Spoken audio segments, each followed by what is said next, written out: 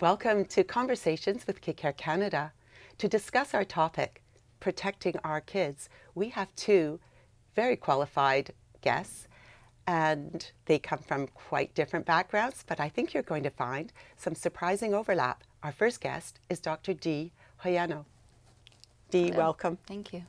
It's wonderful to have you here. Thank you. So in a minute, I'm going to ask you to share with us a key message. But before we do that, can you tell us a little bit about yourself? Well, my name is Dee Hoyano. I'm a public health physician. Right now I'm working with the Island Health Authority, and I'm also a mother, 2 young girls, and I am a member of the community. And for me, public health medicine is really the work of trying to protect our community and improve the health of the population. And I think that I've become more and more in touch with that as I try to raise my own kids in this community and think about how we can build a society that really helps take care of all children. You shared some of your passion with me about why you chose that field, and if we have a chance, we'll come back to it. Right now, you had a little bit more that you wanted to say about what you felt would be a key message for parents. I think with the message that I want to share, and I think it's partly talking to myself as well, is that to raise healthy kids, we don't need to be perfect parents, but we need to try to be present for them. And we also need to realize that we need a community of support to support children and ourselves as parents. So what does it mean for you to be present? I think for me, being present is really, and I'm not saying it's an easy thing, but I think it's really making that intentional effort to be in the moment.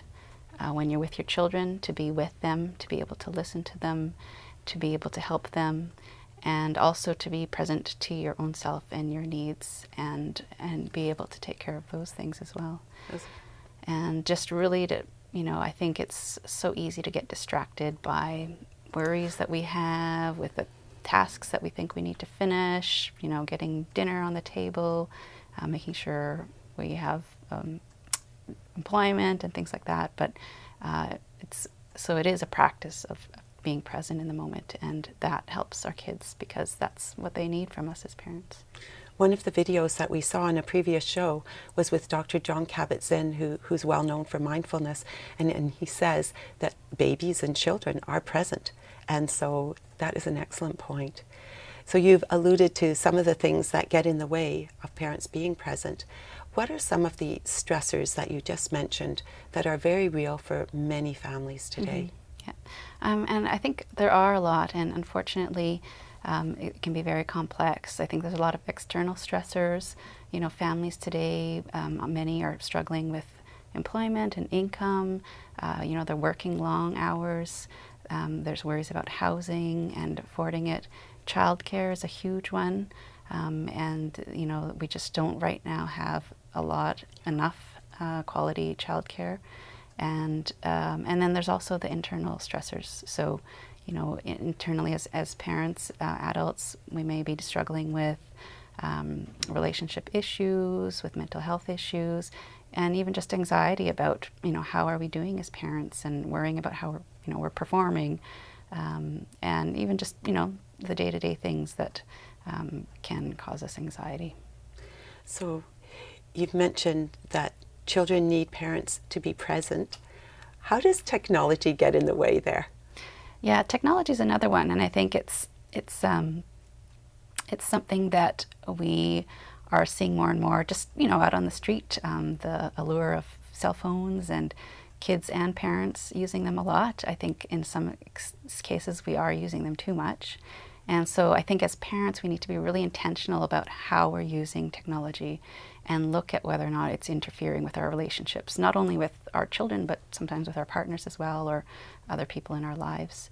And so I think that's really important as a parent to think about how you're modeling, how you're using technology. And I think on the other side of the children, I think it's really important that parents know that really that iPad or that cell phone or that television program is not going to replace, an interaction, a human interaction. And especially we know that scientific evidence is showing that, there's probably very little value of those sorts of things for very young children. under 2 years of age, and certainly, for any age, the quality of a human interaction and a learning opportunity is going to be much more than what can be used, just using technology. Dr. Tom Boyce sums up some of the things that you've been talking about and says what children really need in a very short video that we're going to take a look at now. Mm-hmm.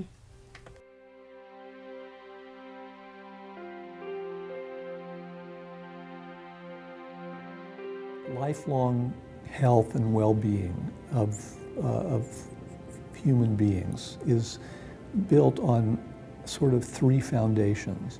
The first is an environment of relationships, of positive, supportive relationships that begin with the connection between a little infant and its parents, but then extends on into friendships with peers as they go into the preschool period, extends then on into intimate relationships in adult life. But this first foundation of development and health being built on relationships is one foundation. A second is the need for protective and safe physical environment. Children need to be safe within their worlds, and this includes everything from being sure that the electrical plugs in the home are covered so that a young child doesn't get into trouble with experimenting with electricity, to being sure that our environment within the society that we live is not a toxic environment, but is a healthful, beneficial environment. And then the third foundation is nutrition, that children also need to be fed and eat well, to be given the protein and all of the different food groups that are a part of a healthy human diet. And children need all forms of food, of protein, of fats that come in milk and other foods, vegetables and fruits. They need a balanced diet. And they need minimal exposure to the kind of fast food offerings that are so prevalent and so abundant out there within contemporary society.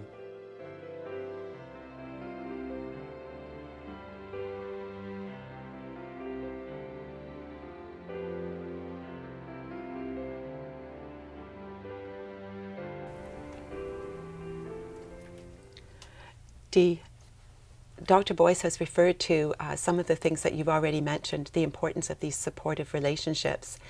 He talks about nutrition, and he also talks about safety. Is that something that you wanted to talk with us about as well? Yes, I think as a public health physician, I know that injury is actually one of the most, the most common reason for death and for major illness in children. And so I think that, that the need to create supportive but safe environments is really important for children. And, it really changes as children get older, so there's different things to think about at every stage of life. Particularly for the early years, some of the most important things are, using car seats properly, avoiding issues where children may be vulnerable to falls. And burns is another issue too. So typically that's kids either getting scalds from hot surfaces, heating in the house. And so that's something that parents also need to think about, especially as their kids get more mobile. You say helping to avoid falls. What kind of falls are you referring to here? I don't think you're referring to little kids toppling over when they're walking. Yeah, no, that's not. It's really more falls from heights and stairs, for example, obviously when children are starting to learn how to crawl and how to walk.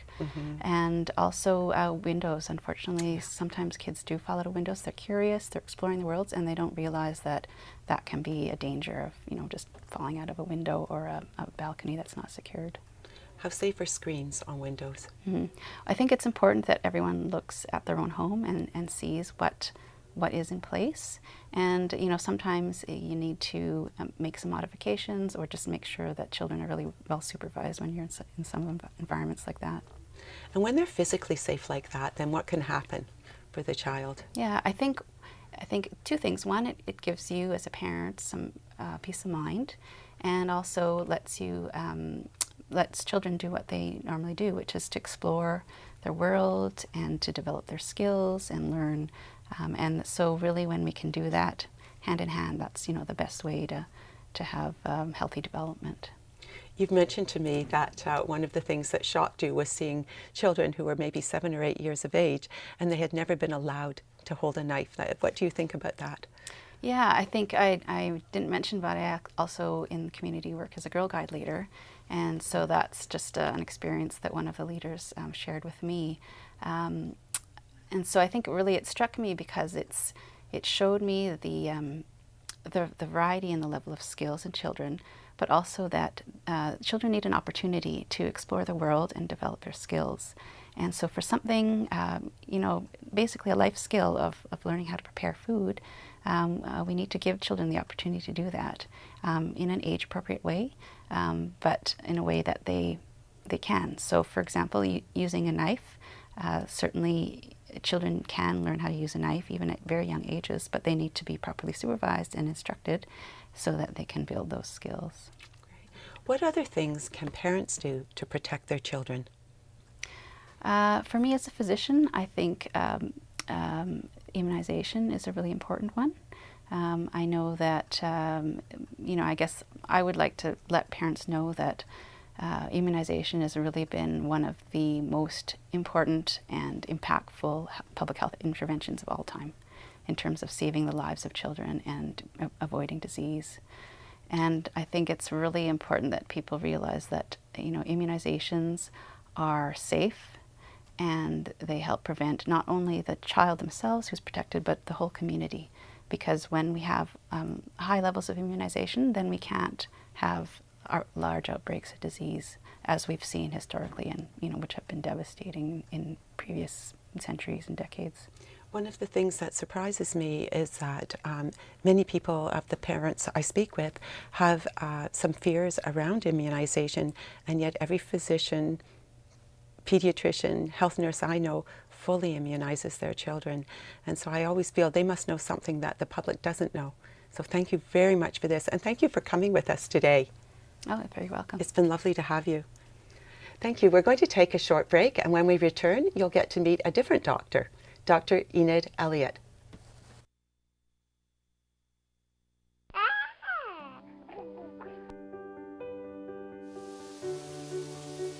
A child's early years are foundational for lifelong mental and physical health. Kid Care Canada Society is a charitable organization incorporated in the province of British Columbia.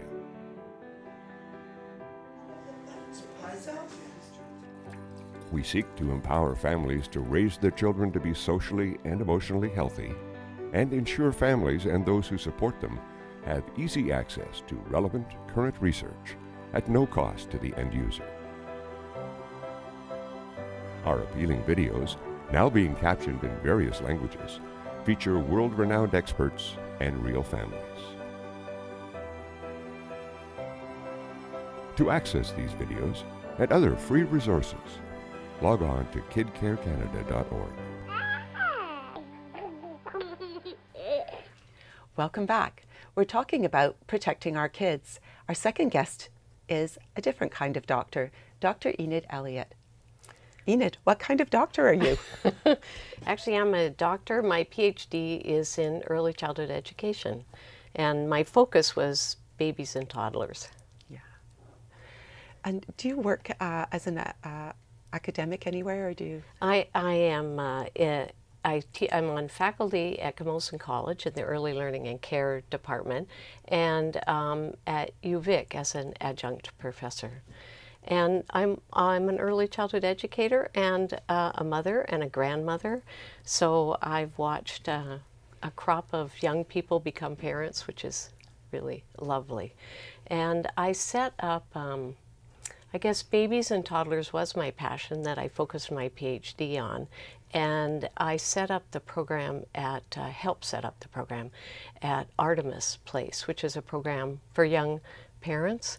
It's connected to a school that runs for young young people who need a safe place to finish their education, and so we set up a program for young mothers whose babies and toddlers needed to be cared for while they finished their education. And I learned so much from those young moms and those babies. And after that, I started to become interested in how we could get our children outside more, and how childcare programs could maybe naturalize their outside spaces. And I kind of moved from that into helping set up a nature kindergarten in the Sioux School District. And I've been researching there, and it's now going into its 5th year of operation. And I thought it was a good idea when we started to set it up, but I have to say that now I think it's a great idea. What I see happening with the children, I see such confidence, such strong, such a wonderful welcome into school to be able to spend every morning outdoors with their class and their teacher and an early childhood educator. So it's been a wonderful experience to watch those children teach me about how they are outside in what a beautiful place we live in, and they begin to know their place and understand this world we live in. Is this the only area where there are outdoor kindergartens? Well, no, there aren't. In Northern Europe, they've been going for probably 40 to 50 years. They started in Scandinavia and kind of spread to Germany and Switzerland, and they now are here in Canada, as well as Australia and New Zealand have been developing these programs. And, in each area they're slightly different, but I think we're a beautiful country and a beautiful place to be, and BC is particularly wonderful. So one of the things that you've shared with me is about this opportunity for children to take risks when they're in the out of doors. I think that's what's really an interesting piece about being outside, is that children can take risks and do take risks. In a way, I've been thinking about it less as, taking risks, but more that as they play outside, they challenge their abilities so that they build their capability to climb higher, or they try to walk across a slippery, mossy log, knowing it's slippery, and they learn how to balance. They also learn how to fall, which in life we need to fall, and we need to be able to get up again.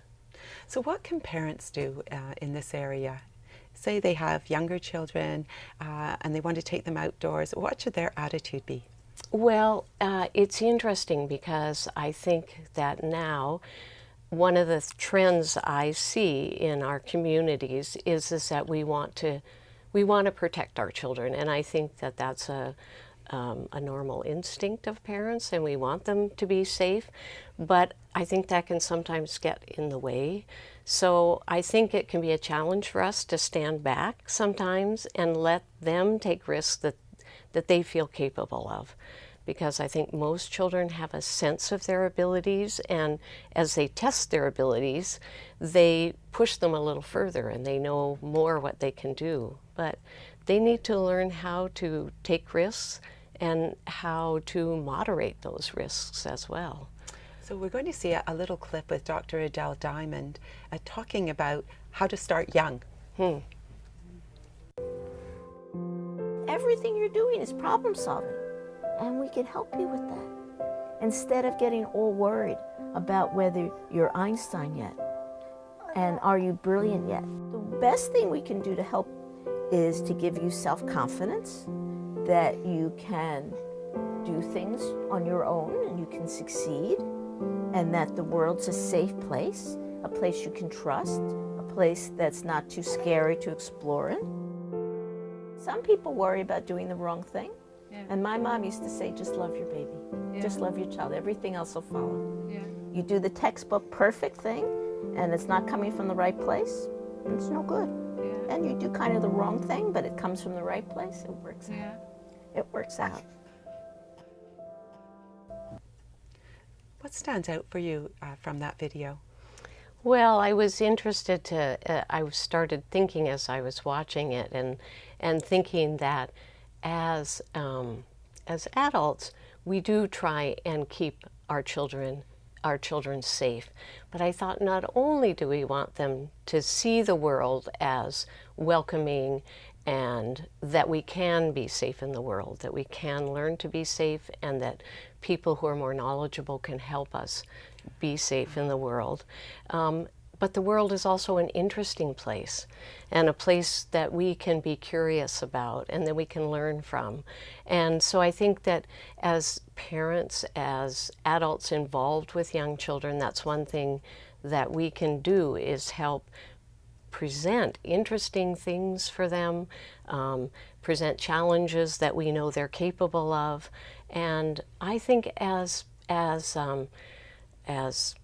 adults or parents, we need to be ready to kind of welcome them into the world and encourage them to try their abilities. And we need to believe that they are capable. Like your last speaker was talking about knives. And when I went to Denmark and was at a forest school in Denmark, I was really interested to see 4-year-olds using knives and whittling. And they were perfectly capable of doing it. And I asked the head educator there, and he said he'd never had an accident with the knives, and he'd been there 17 years. So I think sometimes we, in our desire to protect, maybe get too protective. That's an excellent point. Because you have all this expertise with babies and young children, can you tell us a little bit too about something you shared with me about parents who really want to help their children learn to sit or learn to walk? Oh, I think, yeah, this is interesting, because sometimes I think we want to protect children, so we do protect children, but then I'm interested that we put children in a sitting position before they actually can get into a sitting position themselves. And if we do that, they don't know how to get down from it because they didn't learn how to get up in it. So and we do sometimes try and get them to walk before they're really ready to walk. And the thing is, babies will sit when they're ready to sit, and they will pull to stand when they're ready. And they do it when their muscles are ready and they are pulled to do it. And so I think we maybe get in the way of that by not just allowing children to grow as they're going to grow. And it really doesn't matter whether they walk at 9 months or they walk at 15 months. Because really, when they're 12, you'll never know which one did what. So some of the other things that we've talked about, this is really helpful, by the way. I think that many of our viewers are going to be surprised by those comments, and they're going to be very relieved to hear them. One of the other things we talked about was quality time with children, and it was a video that we didn't have time to show right now. But can you remember what you were thinking when you watched that video?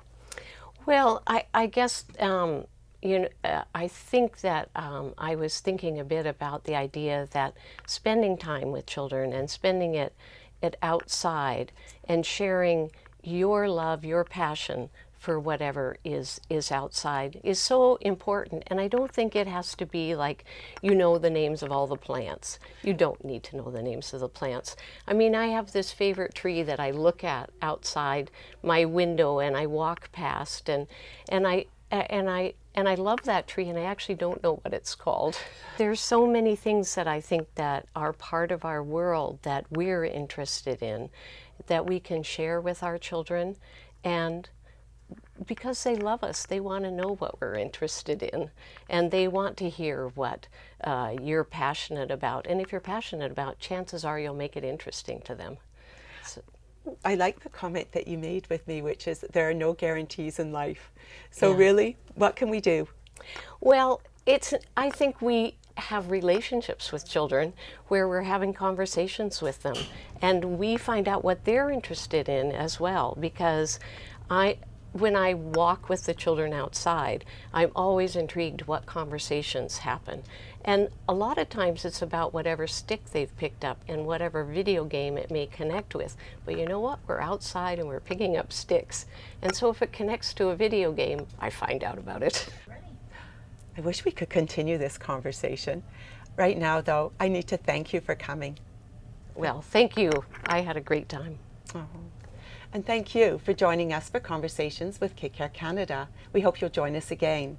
To learn more about Kid Care Canada, log on to the website, kidcarecanada.org.